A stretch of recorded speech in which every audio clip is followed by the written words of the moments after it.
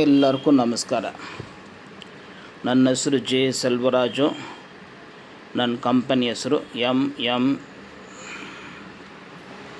Borewell.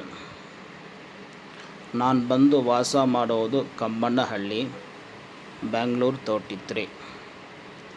ಈ ನಡುವೆ ದೊಡ್ಡ ವಿಡಿಯೋಗಳು ಜನಗಳು ಲೈಕ್ ಮಾಡೋದು ಕಷ್ಟ.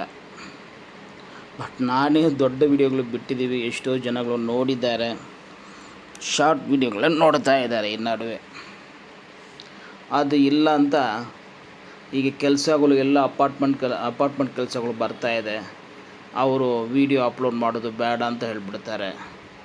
ನಾವು ಅದು ದಾಟಿ ಬಿಡೋಂಗಿಲ್ಲ. ಫಸ್ಟು ವಿಡಿಯೋ ಮಾಡೋ ಮುಂಚೆನೇ ಕಸ್ಟಮರ್ ಹತ್ರ ಕೇಳ್ಕೊಳ್ತೀವಿ, ವಿಡಿಯೋ ಅಪ್ಲೋಡ್ ಮಾಡ್ಬೋದಾ ಅಂತ. ಅವ್ರು ಒಪ್ಕೊಂಡ್ರೆ ಮಾಡೋಕ್ಕಾಗತ್ತೆ, ಅವರು ಇಷ್ಟ ಇಲ್ಲ ಅಂದ್ರೆ ಮಾಡೋಂಗಿಲ್ಲ. ಸರಿನಾ?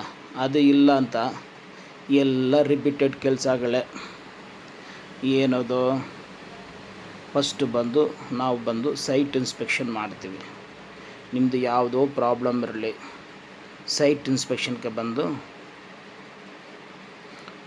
2000 ರೂಪೀಸ್ ಮಿನಿಮಮ್ ಚಾರ್ಜ್ ಆಗುತ್ತೆ. ಅದು ಚಾರ್ಜ್ ಮಾಡ್ತೀವಿ, ಬಂದು ನೋಡ್ತೀವಿ. ಏನಿದ್ರು ಸರಿ.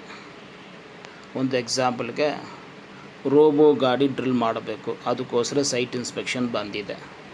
ಅಲ್ಲಿ ಬಂದರೆ ನೋಡಿ, ಹೈಟು ನೋಡ್ಕೊಳ್ತೀವಿ, ಜಾಗ ಸೆಟ್ ಆಗುತ್ತಾ, ಯಾವುದು ಹೊಡಿಬೇಕು, ಹೆಂಗೆ ಮಾಡ್ಬೋದು ಅಂತ ನೋಡ್ತೀವಿ.